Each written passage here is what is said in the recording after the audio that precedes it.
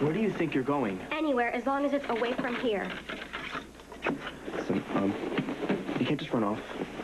Watch me. I am done, Luke. I won't turn one more trick, okay? I hate it. I hate myself. Barbara Jean. I'm gonna start over, I'm gonna find the baby I gave up and make a life for her. Listen, I don't blame you for wanting to run, but now is not the time. Okay, I'm on to something big. Were you really? Yeah, my first job with the organization. I figured I'd move up fast because I was a lot smarter than those no-necks. Maybe I'd work for a couple of years and find out how the business worked, then I'd branch out on my own. I got a job running errands for Barry Flynn. You can't work for him. He's a mobster. Everyone knows how dangerous he is. Your sister was afraid for you. Not without good reason. Flynn was ruthless. Real players always are. See, I figured I'd just work for him. I'd learn how to run one of his clubs. I'd launder his money, and that'd be the first step to having my own club. We are going to have more money than we'll know what to do with. And what happens if you get killed in the meantime? I won't. You don't know that. And if it's the same to you, I am not going to stick around and watch. Barbara, listen to me. You are too young to go out on your own. You're not even done with high school yet. You'll end up turning tricks in some other town.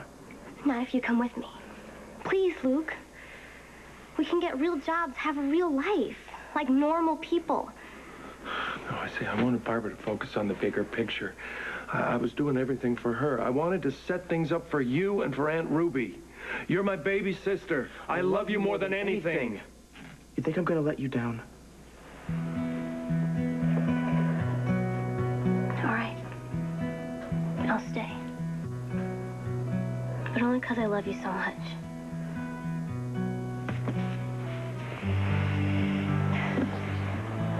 Listen, until I can give you the world, will you settle for a chocolate shake? If that's all you can manage. Ouch. Bravo, Luke. Well played. Oh, you persuaded your sister to endure 2 more years of being a prostitute. No normalcy. Just an endless succession of strangers taking their turn. I don't have to listen to this. Well, I can certainly understand why you're more comfortable here. Your mistakes must seem less egregious when you can't actually watch yourself make them. I've always taken care of Barbara Jean. Always. I told you I wanted money and power. But not just for me, for Bobby. For Aunt Ruby, I wanted to get them out of the life. I was just too young and naive to realize things don't turn out the way you plan. Life's a sneaky bastard. It's always waiting to trip you up when you're not looking. But what difference does it make? What's done is done. I'm not going to look back. Ah, but looking back is how you learn. If you don't acknowledge your mistakes, you will continue to repeat them until you die. And then pick up your chains, dragging them into eternity just like Stavros.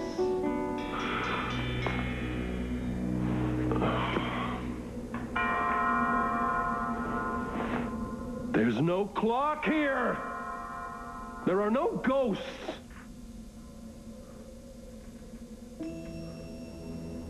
What are you doing here this time of night? I'm the spirit of Christmas present. Oh, sure you are. Well, you've made a wrong turn, pal. I'm through with spirit tours.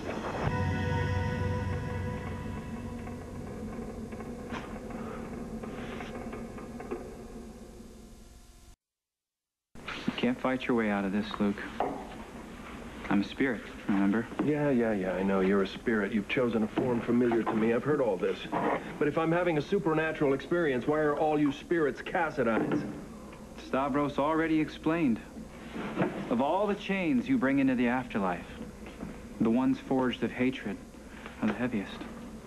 And the people you've hated the most are the Cassidines. For damn good reason. But why hate Nicholas? He saved your daughter's life. Oh, the bone marrow thing. Yeah, he saved her life, all right. But he contaminated her with Cassidine blood. She's not the same as she was before, and she never will be. Nevertheless, Nicholas Cassidine's only crime is that he was Laura's firstborn son. Oh. Your hatred for him is completely without foundation, and if you're not careful, It may end up being the heaviest chain of all. Is that right? Is that what you're doing here? You're hoping that I'm going to give you an apology? If that's what you want, you can just trottle on back to eternity, because that's how long it'll take for you to get one out of me. I'm a spirit, Luke. Time means nothing to me. You, however, are mortal. You have only tonight to learn your lesson, so I suggest we hurry. No dice. That wasn't a request. Baldwin alone on Christmas Eve. What are you trying to do, cheer me up? He's meeting someone. Hey, you got the proceeds from the toy drive? Here you go. Good. Got a lot of cash donations and a whole load of toys. Well, you know, nothing like the Christmas spirit to bring out the best in everyone. I'll put this in the policeman's fund. Now you run off and deliver the toys to the orphanage. Merry Christmas, D.A. Baldwin. Same to you, officer.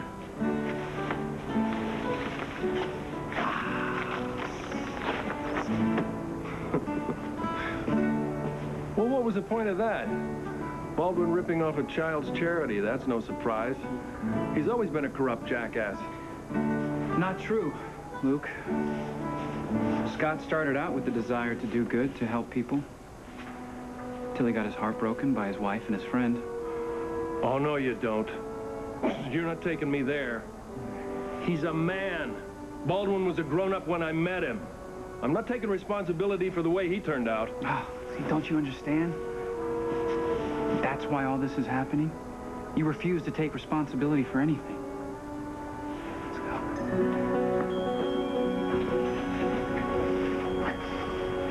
Oh, now, come on. This is a completely useless stop. There's absolutely nothing the Quartermains can teach me. Wrong again. God, I wish that Lila and I had been able to adopt those poor little orphans all those years ago. Oh, please, not this again. She thought they were so lovely and courageous, and they would have been grateful for anything that we could have given them. The boy could have been running ELQ right now. And the girl could have given me grandchildren that I might enjoy seeing. Best of all, I could have disinherited the lot of you. I thought you were opposed to adoption. Only yours. How dare you speak to my daughter like that? God, what in the world do you think you're talking about? You can't be proud of You a are the woman most like- disrespectful human being I've ever known in my life. If you earned my respect, I would give it to you. Oh, poor Red. That crowd is so ruthless. Sky feels rejected. By the Quartermains, by you. She feels like she only has one friend left in the entire world. Oh, hey, what are you doing? Don't do that. You're the 12-step cheerleader, remember? What happened? Where are we? How sad is that? You don't even recognize your own house. Oh, no, you don't. You can forget it. I'm not going in there ever again. I'm gonna learn to ride without training wheels right away. Oh, really? And what's the hurry? So I can go see Daddy all by myself. Maybe that's why he bought it for me. Daddy's gonna be so proud when I ride my bike to see him. Daddy didn't buy the bicycle. I did. Lucky. She needs to understand what she's dealing with. Daddy did get it for me. I saw the card. Honey, I was the one who got you the card. See, I wanted you to think that Daddy bought you the bicycle, but that was a mistake. And the truth is, no matter how much it hurts, it's always better than a lie.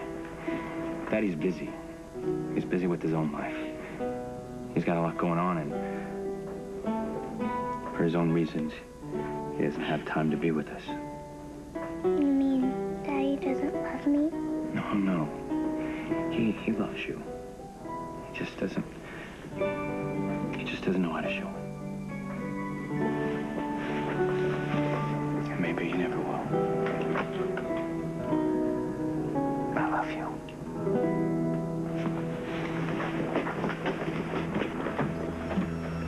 Well, I certainly hope that concludes your portion of the tour through my life's regrets. Why, I thought you didn't regret anything. I've made mistakes. Like ever having kids in the first place. I was never cut out to be a father. I had no role models except my own old man, and he was a total waste of skin. What did anybody expect of me? But you had children, Luke. Because of Laura, because she wanted them, and I couldn't deny her. And that was a mistake, because now I'm stuck with a daughter who deserves a father that I can never be. But Skye, Scott, Lucky, they're adults. They make their own choices. I take no credit or blame for them. What about Laura? Do you take the blame for her?